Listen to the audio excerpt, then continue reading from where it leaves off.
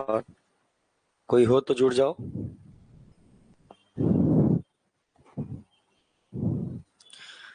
चलिए शुरू करें आज की कार्यवाही। धन्यवाद। चलिए अब हम देखते हैं सैंडर्स हत्याकांड देखे थे, ठीक है। सैंडर्स हत्याकांड के बाद क्या कोई गिरफ्तार हुआ है अभी? नहीं, ठीक है। सैंडर्स हत्याकांड में अभी किसी, ठीक है, किसी भी क्रांतिकारी की गिरफ्तारी नहीं हुई है, गिरफ्तारी नहीं हुई है। अभी सब कहां हो गए हैं? भाग गए। कल हमने इस पर चर्चा किया था, ठीक है, कि अभी तक किसी की गिरफ्तारी नहीं हुई है, सभी लोग लापता है और पुलिस बिल्कुल इस केस पर लगी हुई है कि क्या मैटर है, कैसे है, कौन कौन किया है, कौन शामिल है। क्योंकि जितने भी लोग देखे थे सबको हमने देखा कि कैसे कैसे मार दिए थे, याद है। तो अब एक बात समझिएगा कि अब बाहर निकालना है तो दिन अभी जो हम पढ़ रहे हैं एक्चुअल फाइल, पहले उनका नाम देख लेते हैं। इस घटना को कहा जाता है, ठीक है, इस घटना को कहा जाता है दिल्ली असेंबली बम कांड। क्या कहा जाएगा? दिल्ली असेंबली बम कांड, ठीक है। इस घटना को कहा जाता है दिल्ली असेंबली बम कांड और ये घटना हुई है आपका 8 अप्रैल 1929। कब हुई है? 8 अप्रैल 1929। क्लियर है? अब इस घटना को समझने के लिए पूरा अब आपको खगालना पड़ेगा सारी चीजों को, क्या आखिर क्या है। तो हमारी जो पृष्ठभूमि है वो कहां से तैयार हो रही है कि सैंडर्स के हत्याकांड के बाद जो है किसी भी क्रांतिकारी की गिरफ्तारी नहीं हुई। और ये जो 8 अप्रैल है, 8 अप्रैल, उस दिन 8 अप्रैल के दिन, ठीक है, केंद्रीय विधान परिषद में, कहां पर आपका? केंद्रीय Vidhan Parishad, central legislature council, ठीक है, केंद्रीय विधान परिषद में ब्रिटिश सरकार के द्वारा, किसके द्वारा? ब्रिटिश सरकार के द्वारा, ब्रिटिश सरकार के द्वारा कितने बिल पास किए जा रहे हैं? 2 बिल। कितने बिल पास किए जा रहे हैं? इस विधान परिषद में जो है ब्रिटिश सरकार के द्वारा 2 बिल पास किया जाना है, 2 बिल पास किया जाना है, ठीक है, जाना है, ठीक है। तो इसमें दिक्कत क्या है? ब्रिटिश सरकार अपना काम कर रही है, 2 बिल पास कर रही है। तो जो 2 बिल पास कर रही है ब्रिटिश सरकार, उस बिल का नाम क्या है? तो ये जो 2 बिल है इसमें एक का नाम है पब्लिक सेफ्टी बिल। क्या नाम है? ध्यान रहेगा, पूछ सकता है आपको। पब्लिक सेफ्टी बिल एक का नाम है और दूसरे का नाम है ट्रेड डिस्प्यूट बिल। क्या नाम है? Trade dispute bill. ये 2 बिल कहां पास किया जाना है? केंद्रीय विधान परिषद में। किनके द्वारा? ब्रिटिश सरकार के द्वारा पास किया जाना है। अब पास किया जाना है तो आप जानते हैं कि हमारे जो भारतीय सदस्य होते थे वो भी विधान परिषद के क्या होते थे? सदस्य थे। तो अभी इनमें जिनको जिनको आप जान रहे हो वो कौन कौन प्रेजेंट थे, तो कौन कौन उपस्थित थे? प्रमुख थे तो बहुत सारे, पर जिसको जान रहे हो, जो खास समझना है, एक तो थे आपका जवाहरलाल नेहरू। कौन उपस्थित थे यहां पर? जवाहरलाल नेहरू जी उपस्थित थे एक। दूसरा आपका याद रखेंगे मदन मोहन मालवीय। कौन थे? मदन मोहन मालवीय जी, ये भी क्या थे आपका? इस परिषद में, इसमें जहां बिल पास होना है उस जगह पर उपस्थित थे। बात को समझना है ना भाई, कि बम अगर फेंकेंगे तो ये भी तो मरते। अब बात समझो ना, अगर इनका उद्देश्य बम फेंकने का उद्देश्य मारना होता तो वहां तो भारतीय लोग भी बैठे, कोई जवाहरलाल नेहरू पर क्यों बम फेंकेगा, क्यों मदन मोहन मालवीय पर बम फेंकेगा? तो ये अंग्रेजों को समझना चाहिए था। तो मदन मोहन मालवीय हो गए। और कौन थे आपका? मोहम्मद, ठीक है, मोहम्मद अली जिन्ना। कौन थे आपका? मोहम्मद अली जिन्ना। मोहम्मद अली जिन्ना भी इस जब ये कांड हुआ, बम कांड, तो उस विधान परिषद में क्या थे? उपस्थित थे। मैं अगर भगत सिंह की जगह होता तो मैं बीच में बम नहीं फेंकता। किसके ऊपर बम फेंकता? मोहम्मद अली जिन्ना के ऊपर बम फेंक देता। कम से कम भारत का विभाजन तो नहीं होता। हाँ, तो इस समय तक तो इसका विचार सामने आ गया था ना। हाँ, नहीं, पाकिस्तान ठीक है, वही है कि पहले से यही दूरदर्शिता होना जरूरी है ना। पहले से समझ जाना चाहिए था ये आदमी बड़ा कांड करेगा। ठीक है, बच गया, कोई बात नहीं। और एक व्यक्ति का नाम है, वो साइमन भी थे। कौन थे? साइमन, याद रहे, साइमन कमीशन वाला, सर जॉन साइमन। ये सब बकायदा इस ब्रिटिश सरकार के द्वारा पारित किए गए बिल के केंद्रीय विधान परिषद में क्या थे? शामिल थे। अब एक बात समझना है कि ये ब्रिटिश सरकार के द्वारा बिल जो पास किया जा रहा था, इससे समस्या क्या उत्पन्न हो रही है, इस पर विचार करते हैं। तो समस्या क्या है बेटा? देखो, ये जो पब्लिक सेफ्टी बिल है ना, ये इसमें ह्यूमन राइट को कम करने की बात होनी थी। यानी किसको? मानव अधिकारों को कम करने की बात, ठीक है, कम किए जाने का प्रस्ताव था। अगर मैं कंक्लूजन निकालूं, भाई प्रस्ताव तो लंबा चौड़ा होता है, अगर पूरा निष्कर्ष निकालूं तो ये मानव अधिकारों को कम किए जाने का क्या था? प्रस्ताव। और आपको एक बात और थोड़ा सा मैं बताऊंगा, पहले इसको समझ लेते हैं। और ट्रेड डिस्प्यूट बिल ये था कि इसमें मजदूरों के हितों को नुकसान पहुंचने वाला था। किसको? मजदूरों, व्यापारियों के हितों को क्या पहुंचने वाला था? नुकसान, यानी उसके फेवर में नहीं था ये दोनों बिल। तो दोनों बिल सकारात्मक है कि नकारात्मक है? नकारात्मक। इसमें जो लेबर्स हैं, जो आपके व्यापारी हैं, है ना, जो भी आपका किसान है, इनको दिक्कत होगा। किससे? ट्रेड डिस्प्यूट बिल से। कुछ कानून बनाएंगे व्यापार से रिलेटेड। और यहां पर पब्लिक सेफ्टी बिल से कानून से क्या दिक्कत होने वाला है? मानव अधिकारों का हनन किया जा रहा है, मानव अधिकारों को कम किया जा रहा है। आपको अभी अगर थोड़ा बहुत पिछली क्लास आपने बहुत अच्छे से पढ़ा होगा और अगर आपने समझा होगा तो एक बात आप समझे होंगे कि ये बिल पहले भी लाया जा रहा था। याद है, ये बिल पहले भी लाया जा रहा था और इस बिल का विरोध पहले भी हुआ था और इसको पारित होने से रोक दिया गया था। याद रखेंगे नोट पॉइंट में स्वराज पार्टी, याद आ रहा है? स्वराज पार्टी के द्वारा, चितरंजन दास के नेतृत्व में पार्टी बनी थी, तो स्वराज पार्टी के द्वारा, ठीक है, आपका 1925, कब आपका 1925 में 25-26 में इस बिल को पास होने से क्या कर दिया गया था? रोक दिया। पास होने से क्या कर दिया था? रोक दिया। लेकिन इतने सालों बाद जो है फिर से इस बिल को क्या किया जा रहा है? लाया जा रहा। तो हमारे मन में क्या होगा कि हम आपको बोल रहे हैं कि इस बिल को पास नहीं करना है, तो इतनी सी बात आपके समझ में नहीं आ रही है और आप दोबारा इसको क्या करने का प्रयास कर रहे हो? पास करने का प्रयास कर रहे हो। तो अब अगर हम हमारी बात को नहीं सुन रहे हो तो हमारे पास अपनी बात को पहुंचाने के लिए और किसी भी तरीके का कोई भी उपाय हमारे पास नहीं। ये किनका मानना है? क्रांतिकारियों का। ठीक है, किनका मानना है? आपका क्रांतिकारियों का मानना है कि हमारे पास जो है कोई और दूसरा उपाय नहीं। क्लियर है? और इस प्रकार से कब की बात होगी, कब होगा ये बिल पारित? 8 अप्रैल को। दो लोग कहां पर जाएंगे? केंद्रीय विधान परिषद में। कहां जाएंगे? केंद्रीय विधान परिषद में। तो ध्यान से समझिएगा, ठीक है। कब की घटना है?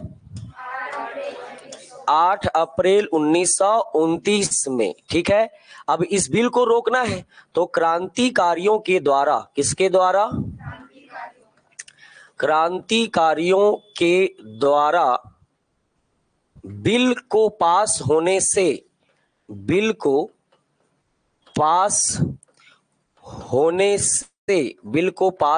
से रोकने की क्या बनाई? योजना। रोकने की क्या बनाई? प्लानिंग बनाई। यानी कि क्या बनाया गया? योजना बनाया गया था। और जो योजना जो है 8 अप्रैल को फुलफिल भी हो जाएगा, लागू हो जाएगा। अब जैसे कि आपका ये चुना गया तो इसमें 2 क्रांतिकारी नेता शामिल होंगे। ये जिम्मेदारी किसको दी गई? 2 क्रांतिकारी दो क्रांतिकारियों को दी गई थी और ये क्रांतिकारी थे आपका B2। कौन थे आपका? B2। बी फॉर कौन था? भगत सिंह। कौन था आपका?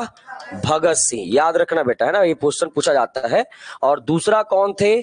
बटुकेश्वर दत्त। कौन थे आपका? ठीक है, आपका बटुकेश्वर दत्त। क्लियर है? तो ये दोनों जाएंगे, कहां जाएंगे? केंद्रीय विधान परिषद में, असेंबली में जाएंगे। और असेंबली में जो योजना थी वो थी आपका, हम असेंबली में क्या फेंकेंगे? बम फेंकने की योजना थी। किसकी योजना थी? बम फेंकने की योजना थी। तो दोनों लोग बढ़िया गेटअप वेटअप चेंज किए, थोड़ा दाढ़ी मूंछ वगैरह लगाए, पगड़ी उगड़ी लगाए और कोट वोट पहन के बढ़िया, क्योंकि भाई परिषद है, वहां तो आप ऐसे जा नहीं सकते, तो बढ़िया वहां पर गए परिषद में। और यहाँ पर हाल पर थोड़ा हाइट पर क्या हुए? खड़े हुए। और बीच में चर्चा हो रही थी प्रस्ताव को, और एकदम पास होने ही वाला था कि यहीं पर कौन? आपका भगत सिंह। तो देखिए अब इन लोग क्या क्या घटना किए, तो एक बात याद रखेंगे, भगत सिंह ने 2 बम फेंका। कितना बम? 2 बम फेंका है। किसने 2 बम फेंका? भगत सिंह। भगत सिंह ने क्या फेंका? 2 बम फेंका है। ठीक है, और क्या घटना हुई? यहां पर दोनों शामिल है ना, लेकिन पहला बम किसने फेंका था? भगत सिंह ने 2 बम फेंका। बम फेंकने के साथ साथ आपका यहां पर जो है क्रांतिकारी विचारों व उद्देश्यों, क्रांतिकारी विचारों व उद्देश्यों को लिखे हुए पर्ची बांटी गई। क्या बांटी गई? पर्ची बांटी गई। बम भी फेंका गया और वहीं पर पर्चियां भी उड़ा दी गई, जिसमें क्रांतिकारी विचारों और उनके उद्देश्यों को क्या किया गया था? लिखा गया था। ठीक है, क्रांतिकारी विचारों और उद्देश्यों को क्या किया गया था? लिखा गया था। इसके अलावा याद रखेंगे, यहीं पर आपका नारा दिया गया। क्या दिया गया? नारा दिया। बम फेंकने के बाद क्या दिया गया? नारा दिया गया। और नारा दिया गया क्या? इनकलाब जिंदाबाद।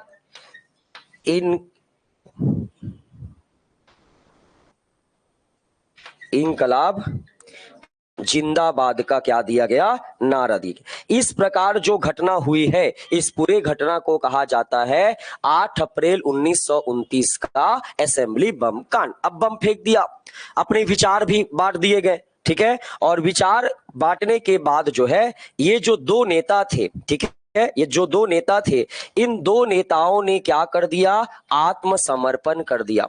क्या कर दिया? आत्मसमर्पण कर दिया। आत्मसमर्पण कर दिया।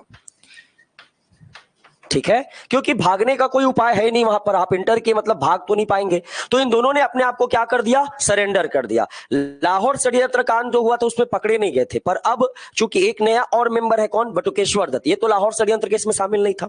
लाहौर षड्यंत्र केस में कौन शामिल था? भगत सिंह। और इस प्रकार दोनों ने क्या कर दिया? आत्मसमर्पण कर दिया। अब आत्मसमर्पण किया मतलब पुलिस थोड़ी छोड़ेगी इनको, इनको क्या कर लिया? गिरफ्तार कर लिया। एक बात ये याद रखना है अच्छे से, पहले बात समझ में आया? ये पूरी घटना क्या है? असेंबली बम कांड। अब ध्यान समझिएगा बेटा आगे। अब हम बात करते हैं बम के बारे में। किसके बारे में? बम के बारे में। ठीक है, तो याद रखना, ठीक है, आपका विधान परिषद में बम से किसी को भी नुकसान नहीं पहुंचा। किसी को नुकसान नहीं पहुंचा। किसी को नुकसान नहीं पहुंचा। कोई मारा नहीं गया था, याद रखेंगे।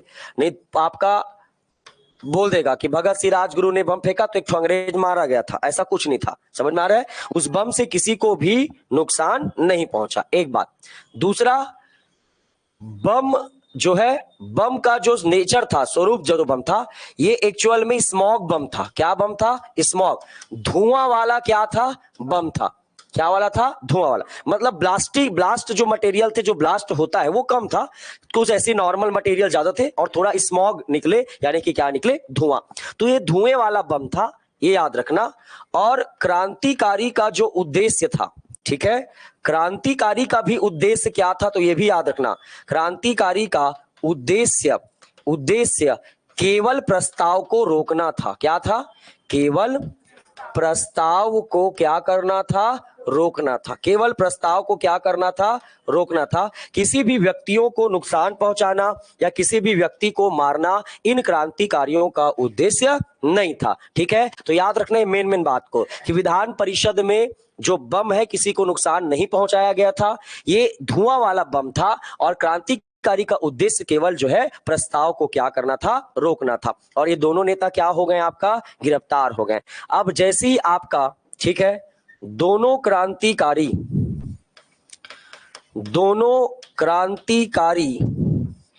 के गिरफ्तार होने के बाद, आत्मसमर्पण किया है, होने के बाद, ठीक है, इन पर केस चलाया जाएगा। इन पर क्या चलाया जाएगा, केस, यानी कि मुकदमा चलाया जाएगा। ठीक है, इन पर क्या चलाया गया, मुकदमा चलाया गया। दोनों को गिरफ्तार कर लिए और दोनों को अब कोर्ट में क्या किया जाएगा, प्रस्तुत किया जाएगा कि आखिर आपने ऐसा क्यों किया। समझ में आ रहा है। अब दोनों आपका होंगे तो दोनों को आपका याद रखेंगे, पहला इनका केस चलेगा दिल्ली कोर्ट में। कहां पर, दिल्ली न्यायालय में। कहां पर केस चलेगा, दिल्ली न्यायालय में इन पर क्या चलेगा, केस चलेगा, ध्यान रहेंगे। और केस चलाने के लिए अब दो इधर है और एक तरफ सरकारी वकील होगा। समझ में आ रहा है। तो एक तरफ कौन है, B2, कौन है आपका, B2। तो B2 में एक नाम याद रखना, बटुकेश्वर दत्त। कौन है आपका, बटुकेश्वर दत्त का केस लड़ेंगे आसफ अली। कौन लड़ेंगे, आसफ अली। वकील लड़के बोलेंगे कि आप कोई वकील रखना चाहते हैं तो इनकी ओर से वकील कौन रहेगा, आसफ अली। और एक B2 में कौन है, भगत सिंह। कौन है आपका, भगत सिंह। भगत सिंह बोला मुझे वकील रखने की जरूरत नहीं है, मैं अपना केस स्वयं लड़ूंगा। समझ में आ रहा है। ये कौन बोल रहे हैं, आपका भगत सिंह। और इधर आपका सरकारी वकील, इधर कौन होगा, सरकारी वकील, जो सरकार का पक्ष रखेगी।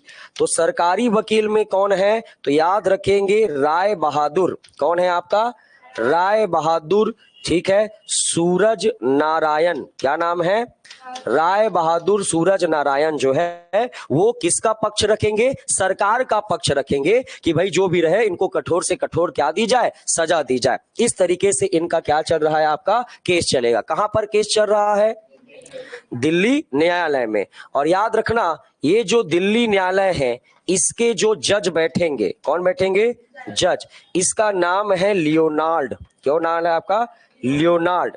ठीक है, क्या नाम है आपका, लियोनार्ड। ठीक है, लियोनार्ड नामक जज जो है वो इस केस की क्या करेंगे, सुनवाई करेंगे। क्लियर है यहां तक। तो अब इन लोग कहां पर प्रस्तुत किया जाएगा, न्यायालय में। न्यायालय में प्रस्तुत किया गया, केस लड़ा गया, लेकिन कहीं ना कहीं ब्रिटिश सरकार इनमें सफल रही और दोनों क्रांतिकारियों को, किसको आपका, दोनों क्रांतिकारियों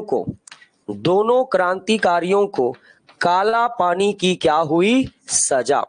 काला पानी की क्या हुई, सजा। क्योंकि काला पानी की सजा इसलिए हुई क्योंकि किसी भी व्यक्ति की मृत्यु नहीं हुई थी, तो फांसी वाला तो लॉजिक था ही नहीं। अब पुलिस, जो ब्रिटिश पुलिस है, ब्रिटिश सरकार टेंशन में आ गई, बोले कि यार इनको तो बड़ा चाहिए, इनको अब जिंदा नहीं छोड़ सकते ज्यादा दिन, तो कैसे किया जाए। तो इन लोगों ने प्लान बनाया कि हमें लाहौर षड्यंत्र केस को क्या करना है, रीओपन करना है। और लाहौर षड्यंत्र केस को जैसे ही रीओपन करेंगे तब जितना भी धारा लगेगा सब किसके ऊपर डाल दो, इनके ऊपर। हालांकि बटुकेश्वर दत्त तो लाहौर षड्यंत्र में शामिल नहीं है, इसलिए काला पानी की सजा बस इनको मिलेगी। पर भगत सिंह क्या थे, इन्वॉल्व थे। भगत सिंह क्या थे, इन्वॉल्व थे। और इस प्रकार दोनों क्रांतिकारियों को काला पानी की क्या हो गई, सजा। लेकिन ब्रिटिश सरकार क्या चाहती थी कि दोनों को क्या हो, फांसी हो। दोनों को क्या हो, फांसी। अब यहां पर इस चीज को थोड़ा सा आपको समझाने के लिए समझाना है कि ब्रिटिश सरकार क्रांतिकारियों को, किसको, क्रांतिकारियों को कठोर सजा देना चाहती थी। क्या देना चाहती थी, कठोर सजा देना चाहती थी। लेकिन कठोर सजा मिला क्या, नहीं मिला। इसलिए ब्रिटिश सरकार ने, ठीक है, इसलिए ब्रिटिश सरकार ने पुनः किस केस को, लाहौर, अभी अपन बोल सकते हैं कौन सा हत्याकांड, सैंडर्स हत्याकांड या आपका लाहौर केस की, ठीक है, जांच या इन्वेस्टिगेशन क्या हो गई, शुरू हो गई। जांच क्या हो गई, शुरू हो गई। जांच शुरू हो गई तथा इस प्रकार भगत सिंह पर, किस पर, भगत सिंह पर, ठीक है, ये तो केस चढ़ा ही है, भगत सिंह पर लाहौर षड्यंत्र केस का आरोप लगा। किसका, लाहौर षड्यंत्र केस का आरोपी माना गया। मुख्य आरोपी किसे माना गया, भगत सिंह को, कि आपने ही इसको क्या किया है, अंजाम दिया है। तो इस प्रकार ब्रिटिश सरकार चाह रही है कि हम बड़ा सजा दे, पर बड़ा सजा कैसे दोगे, कानून आपको मानेंगे नहीं। तो ये बड़ा सजा कैसे देना चाहते हैं कि लाहौर षड्यंत्र केस को रीओपन करवाया जाए और उसकी जांच हो और पूरा डाल दो किसके ऊपर, भगत सिंह। और इस प्रकार भगत सिंह पर क्या चढ़ गया, केस। क्या चढ़ गया, केस। और भगत सिंह को जो है लाहौर षड्यंत्र केस के आरोपी के रूप में भी इन्हें क्या किया गया, माना गया। समझ में आ रहा है।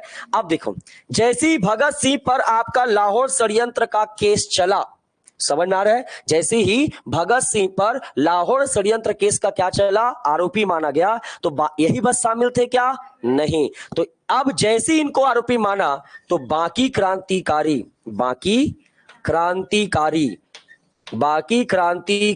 ने, ठीक है, आत्मसमर्पण कर दिया। क्या कर दिया, आत्मसमर्पण कर दिया। अरे हमारा यारा जेल में है, ठीक है, हमारा यारा जेल में अकेले कैसे करेगा, उनको तो मजा चाहिए ना, जेल में दोस्त यार के बिना कैसे मजा आएगा।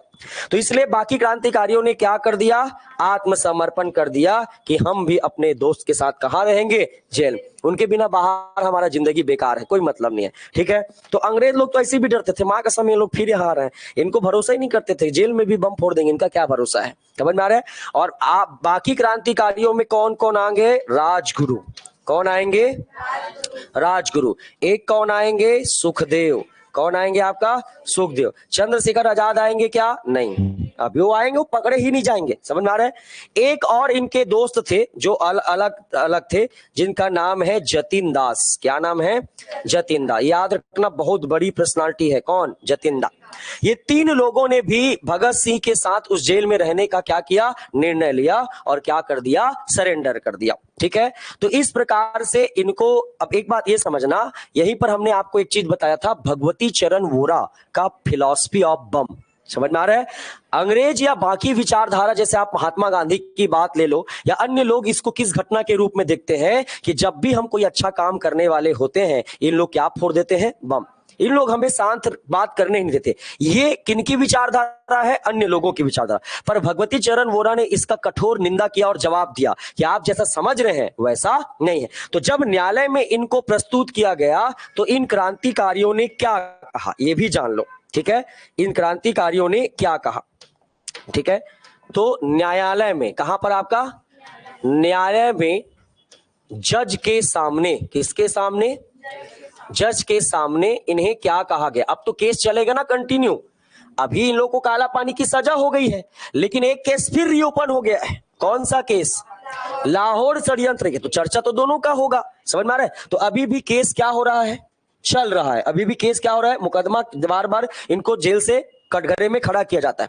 तो इन्होंने कहा कि देखिए मिस्टर जज महोदय, ठीक है, इनका उद्देश्य है, हमारा बम फेंकने का उद्देश्य, बम फेंकने का उद्देश्य किसी को नुकसान पहुंचाना नहीं था।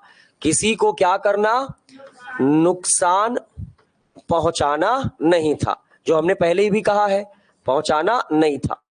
तो ये लोग अपनी व्यथा बता रहे हैं। कैसे बता रहे हैं कि हम देश के युवा हैं। हम क्या हैं, हम देश के युवा हैं, हम देश के क्या हैं, युवा हैं। ठीक है, इसी के आगे बात मैं लिखते जा रहा हूं बेटा, है ना।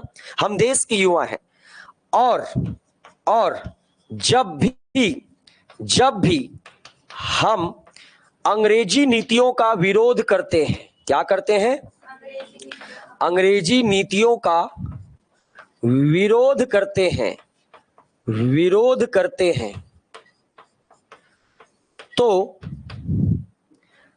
हमें कानून बनाकर, क्या बनाकर, कानून बनाकर हमारा दमन कर दिया जाता है। क्या कर दिया जाता है, दमन कर दिया जाता है। सही तो बोल रहे हैं, अभी तक तो वैसे ही हुआ है ना। हम देश के युवा हैं और देश के मुद्दे पर कैसे बात नहीं करेंगे, लेकिन जब जब हम देश के मुद्दे पर बात करते हैं, इन लोग हमारे ऊपर कोई धारा ठोक देते हैं, कोई ऐसा कानून बना देते हैं और जबरदस्ती हमें कहां डाल देते हैं, जेल में। मतलब हमेशा हमारी आवाज को दबाने का क्या किया जा रहा है, प्रयास किया जा रहा है। क्या किया जा रहा है, मतलब हमेशा हमारे, ठीक है, हमारे आवाज को क्या कर दिया जाता है, आवाज को दबा दिया जाता है। ये बम ऑफ फिलॉसफी है बेटा, ठीक है, दबा दिया जाता है। बम ऑफ फिलॉसफी है भगवती चरण वोरा की, वो उनकी व्यथा है कि वो क्यों बम फेंकते थे। तो देखो तो सही तो बोल रहे हैं, हम देश की युवा है, हमारी बात सुनते नहीं, अगर हम बोलते भी हैं तो हमें कानून बनाकर हमारा दमन कर दिया जाता है, हमारे आवाज को दबा दिया जाता है। समझ में आ रहा है। इसके अलावा वो क्या कह रहे हैं, शांतिपूर्वक अगर विरोध करते हैं, शांतिपूर्वक अगर विरोध करते हैं तो भी हमारी बात सुनी नहीं जाती, हमारी बात सुनी नहीं जाती। आप भले बोल रहे हैं जज साहब कि हमने बम फेंका है, हम क्रांतिकारी घटना करते हैं, हम गोली मारते हैं, लेकिन ये बात भी सच है कि जब हम शांतिपूर्वक बात करते हैं तो हमारी बात को सुना नहीं जा सकता। इन्होंने इस चीज को बहुत अच्छे से एग्जाम्पल से समझाया। कैसे एग्जाम्पल से समझाया कि आप देखिए, मेरी बात तो छोड़ो, हमारी बात तो छोड़ो, लगातार अंग्रेजों ने हमें सुधारों के नाम पर, क्या काम पर, सुधारों के नाम पर केवल हमें क्या दिया है, धोखा दिया है। क्या दिया है, धोखा दिया। अगर हम गलत हैं, चलो हम हमारी बात नहीं सुन रहे हैं, तो उदारवादियों की तो बात सुने, जिनको हमेशा सुधारों के नाम पर क्या बनाया गया, बेवकूफ बनाया गया। आज सुधार करेंगे, कल सुधार करेंगे, परसों सुधार करेंगे, अरे उनकी भी तो बात नहीं सुनी गई, हमारी तो बात की छोड़ो। और इन्होंने कहा तो क्या, तो इस प्रकार हम मानते हैं कि ब्रिटिश सरकार जो है वो क्या हो गई है, बहरी हो गई है। क्या हो गई है, बहरी हो गई है। जब इतना सब चीज होने के बाद वो हमारी बात नहीं सुन रहे हैं तो ब्रिटिश सरकार क्या हो गई है, बहरी हो गई है। और ऐसे बहरे लोगों को हमारी आवाज उन तक हमारी आवाज पहुंचाने के लिए क्या फेंकना पड़ता है, बम फेंकना पड़ता है, बम फेंकना पड़ता है। अब आप बताइए हम कहां गलत हैं। ये द फिलॉसफी ऑफ बम में ये सारी बातें लिखी गई। भाई वाजिब कारण नहीं है ना, मारना नहीं है। भाई आपसे अगर सोचो कि आपकी बात अगर कोई बार बार नहीं सुन रहा है, बार बार आप एक ही बात को बोल रहे हो, जैसे मैंने अभी क्या कहा, पब्लिक सेफ्टी बिल को जब इतने तरीके से भारतीयों ने विरोध किया, जब उस समय स्पष्ट दिख रहा था कि ये पारित नहीं हो पाया, और जब इसे पारित नहीं करने करके हम बोल रहे हैं, फिर भी आप उन्हें जबरदस्ती क्या कर रहे हो, पारित कर। ये तो तानाशाही है। समझ में आ रहा है। और यही तानाशाही का हम हमेशा क्या करेंगे, विरोध करेंगे। और ऐसा नहीं कि इस भारत में इस बात का हम भी विरोध कर रहे हैं, सब लोग इस चीजों का विरोध कर रहे हैं। हो सकता है कि विरोध करने का रास्ता अलग अलग हो, लेकिन ये मैटर नहीं करता कि रास्ता क्या है। आपने किसी की भी बात सुनी नहीं सुनी, और इसलिए हमें क्या फेंकना पड़ा, बम फेंकना पड़ा। समझ में आ रहा है। जज एकदम अकबक आ गए, मां कसम 2-4 मिनट और रखे तहन तो नेता बन जाएगा। ठीक है।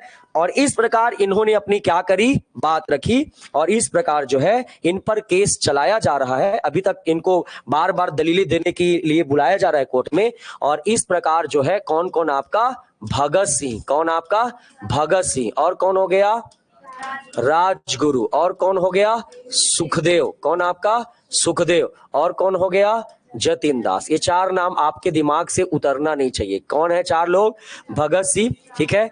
और इसलिए मैं हमेशा तीनों को एक कोड में रखता हूं बेटा, BRS। क्या है आपका, BRS, RRRA, BRS, B2, ऐसा चलोगे ना तो हमेशा आपके दिमाग में शॉर्ट में रहेगा।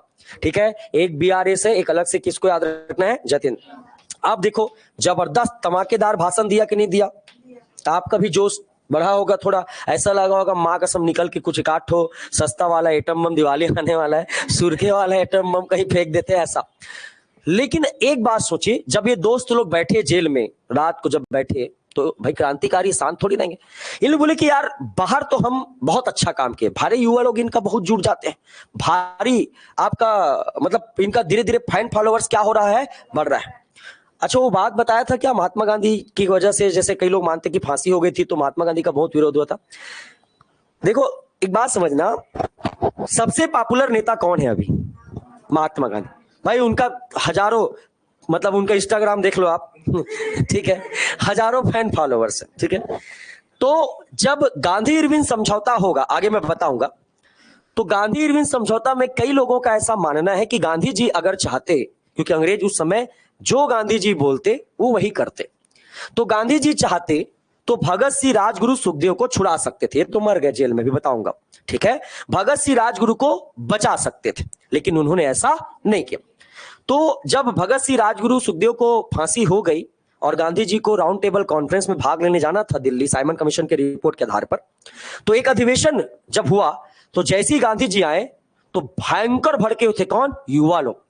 गांधी गो बैक का नारा लगता था, गांधी गो बैक, अब जाओ, तुम्हारी आवश्यकता नहीं। ऐसे काले झंडे दिखाना शुरू हो गया, किनको? महात्मा। देशद्रोही, हत्यारा जैसे शब्दों का क्या किया गया? प्रयोग किया गया। पत्थर फेंके गए, जूते चप्पल फेंके गए थे, किनके ऊपर? महात्मा। पर महात्मा गांधी ने एक शब्द भी नहीं कहा। तो जब कांग्रेस का इतिहास लिखा पट्टाभी सीतारमैया ने, तो उन्होंने एक बात लिखी थी, क्या बात?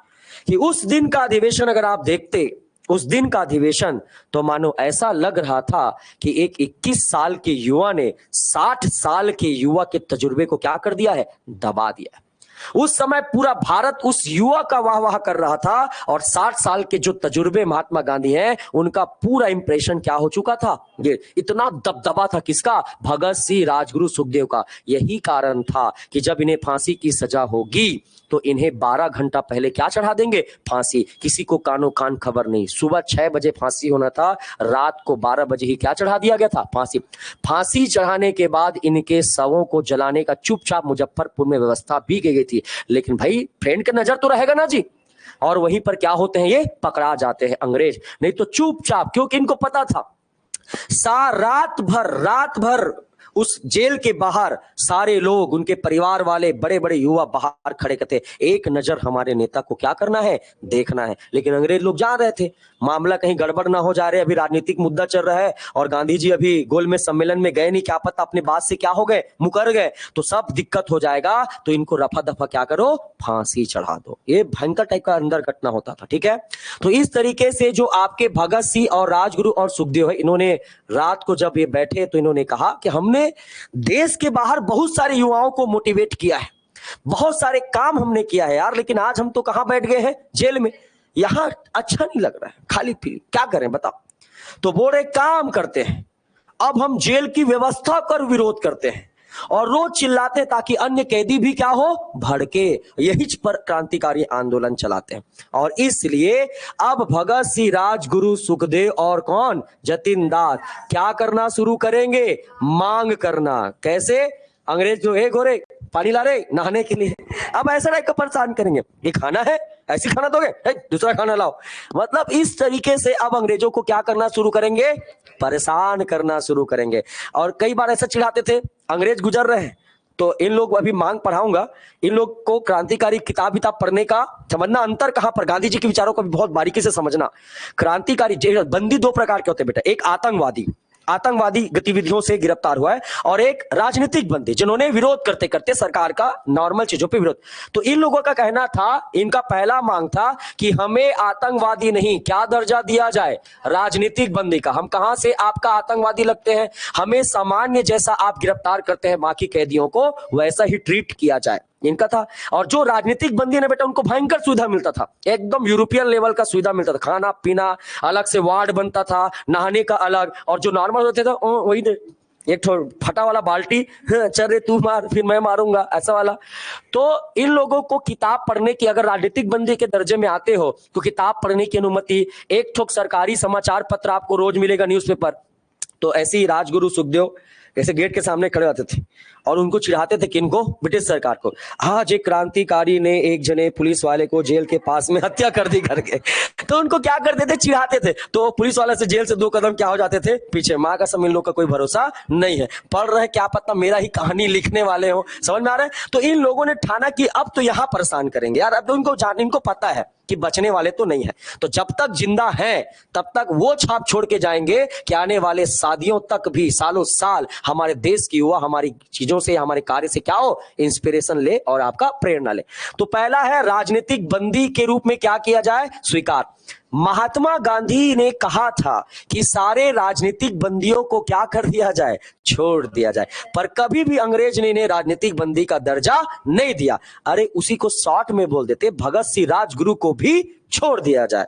समझ में आ रहा है? उन्होंने इस शब्द का प्रयोग नहीं किया और इसलिए महात्मा गांधी मैंने तो कहा था राजनीतिक बंदियों को छोड़ दो, मेरी थोड़ी गलती है कि राजनीतिक बंदी में शामिल नहीं थी।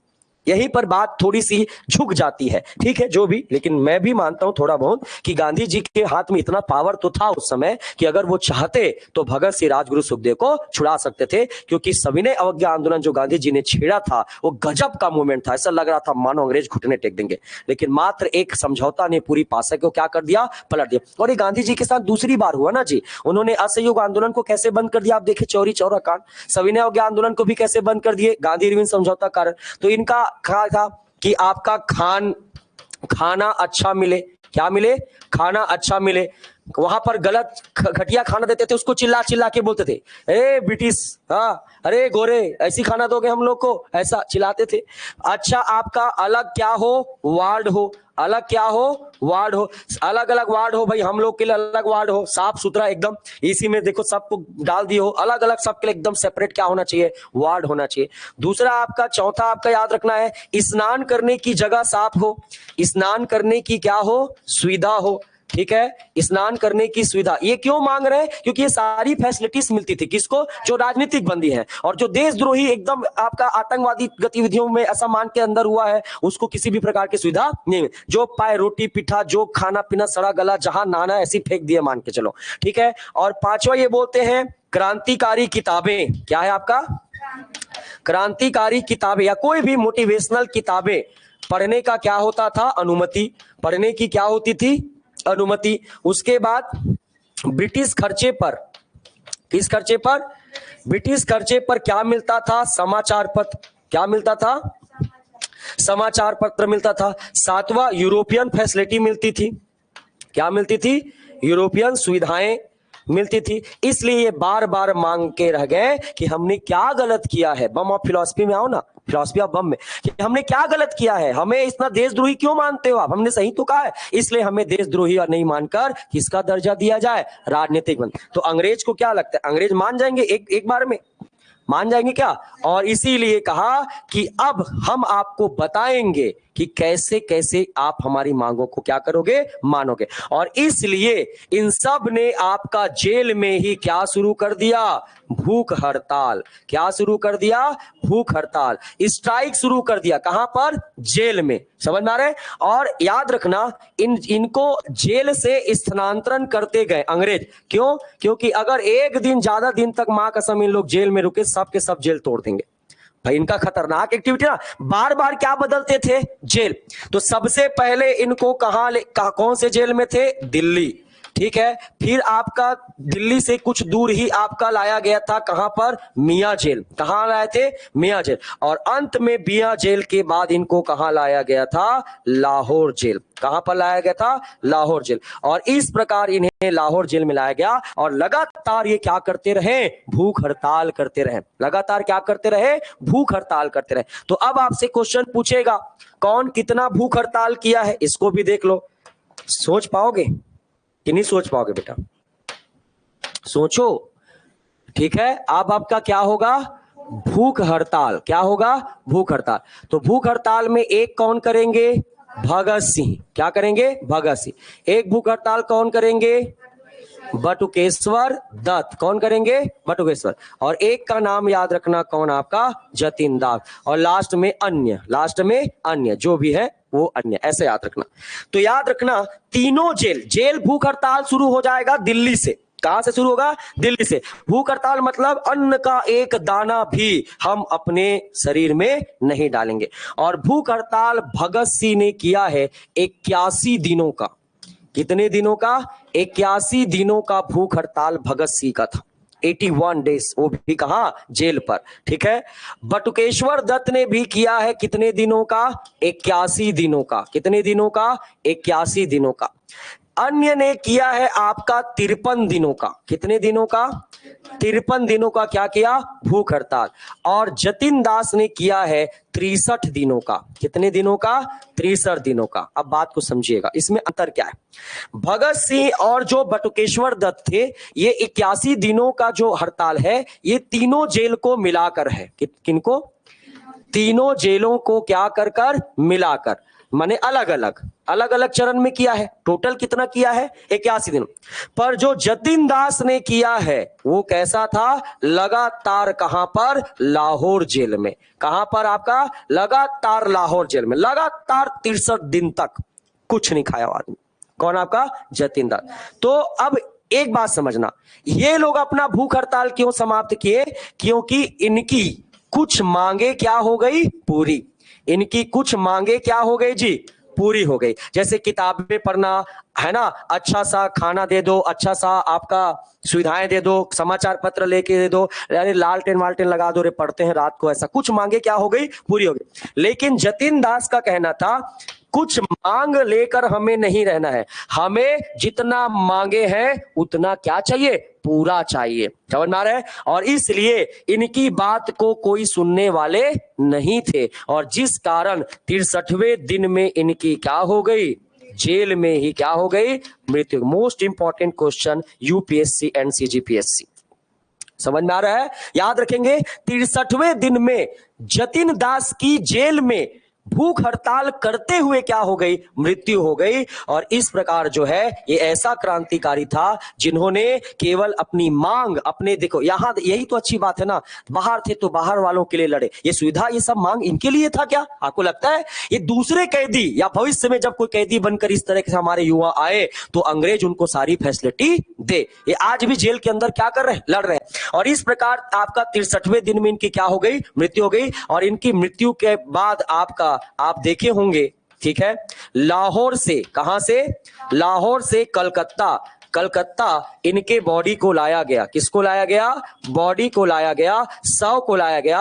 और बोलते हैं कि लाहौर से जब कलकत्ता से इनके शव को लाया गया तो आपका सबसे बड़ी भीड़ देखी गई थी इनके सम्मान में। क्या देखी गई थी? सबसे बड़ी भीड़ इनके सम्मान में देखी गई थी। चारों तरफ इनके फैन फॉलोअर्स जो थे, चारों तरफ यहां से वहां, जहां जहां से पूरा रैली निकाल के पूरे इसके शव को पूरा आपका लाहौर से कहां ले गया था? कलकत्ता। और हर रास्ते चौराहे पर इनको सम्मान देने के लिए लोग क्या थे? खड़े हुए थे। और इस प्रकार से ऐसे नेता की शहादत को जो है भारतीय इतिहासकारों ने, बहुत सारे इतिहासकारों ने दबा दिया। ये तो बोलते हैं ना क्रांतिकारी जो इतिहास है भाई, हर किसी की वैल्यू देखो। चलो ये तो बम नहीं फेंका था, ये किससे त्याग कर दिया? भूख। गांधी जी भी तो कई बार हड़ताल किए हैं, गांधी जी भी तो अनशन करते हैं। तो यहां पर ये बेचारा क्या हो गया आपके? और जैसे इनकी मृत्यु हुई तो अन्य कुछ सुविधाएं, फिर से अन्य कुछ क्या हो गई? सुविधाएं पुनः क्रांतिकारियों को दी गई। पुनः किसको दी गई? क्रांतिकारियों को दी गई। अब इस प्रकार से एक आदमी फिर निकल गया। कौन आपका निकल गया? जतिन दास। अब जेल में कौन लोग बच गए? भगत सिंह, राजगुरु, सुखदेव। और ये तीनों किसमें शामिल थे? लाहौर षड्यंत्र केस में। अब इन पर अलग मुकदमा चलेगा और इनका फाइनल जजमेंट आएगा कि इनको फांसी दिया जाए या क्या किया जाए। और ये फांसी में एक टॉपिक और ऐड करना पड़ेगा, गांधी इरविन समझौता वाला टॉपिक हम थोड़ा सा कवर करेंगे। तो जतिन दास निकल गए हैं, कौन बच गए? भगत सिंह, राजगुरु, सुखदेव अभी कहां है? जेल में। और बाहर कौन घूम रहे हैं? चंद्रशेखर आजाद। अभी तक आपको इतना ही दिमाग में रखना है कि अब इतने लोग ही बचे हैं जो आगे से क्रांतिकारी घटनाओं को क्या करेंगे? बढ़ावा। और अंग्रेज चाह रही है कि जल्द से जल्द हमें इन क्रांतिकारी घटनाओं को क्या करना है? समाप्त करना है। इसलिए सीधा सीधा चाह रहे हैं कि ये जो व्यक्ति, अगर इन्हें राजनीतिक बंदी का दर्जा दे दिया जाएगा तो इनको सुविधाएं मिलने लगेगी और कल के डेट में पूरा जेल के लोगों को भी भड़का देंगे और एक बहुत बड़ा मिसाल बन जाएगा। कुछ भी करो, ये जेल से छूटने नहीं चाहिए। फांसी की सजा होनी चाहिए, उससे कम नहीं होना चाहिए। और इस प्रकार से आगे जो है इन पर सुनवाई होगी, इन पर लाहौर षड्यंत्र केस लगाया जाएगा और इसी पर एक क्लास और चर्चा करनी है बृहद, क्योंकि वो थोड़ा सा एनालिटिकल कॉन्सेप्ट है कि आखिर गांधी जी का शब्द क्या था और किस प्रकार क्या वास्तव में गांधी जी को इस तरीके से भगत सिंह राजगुरु सुखदेव का हत्यारा कहा जाना कहां तक सही है, या कहां तक हमें लगता है कि गांधी जी अगर चाहते तो भगत सिंह राजगुरु सुखदेव को बचा सकते थे। इस इतिहास की थोड़ी सी जो छोटा सा पॉइंट है ना बेटा, वो समझना पड़ेगा आपको, यहीं पर आप गलती कर दोगे नहीं तो। समझ में आ रहा है? तो इस तरीके से सारा मुद्दा आपको समझना है। जब हम मिलेंगे नेक्स्ट क्लास में तो हम इस पर वृहद चर्चा करेंगे, क्योंकि बहुत इंपॉर्टेंट पार्ट है। उसके बाद एक आपका बचेगा बंगाल में क्रांतिकारी मास्टर सूर्य सेन के नेतृत्व में। उसके बाद हम विदेश में क्रांतिकारी को पढ़कर वापस आपका आ जाएंगे। आपका स्वराज पार्टी के पतन के बाद भारत में आ रहा है साइमन कमीशन। क्लियर है? चलिए इतना पढ़ के आइए।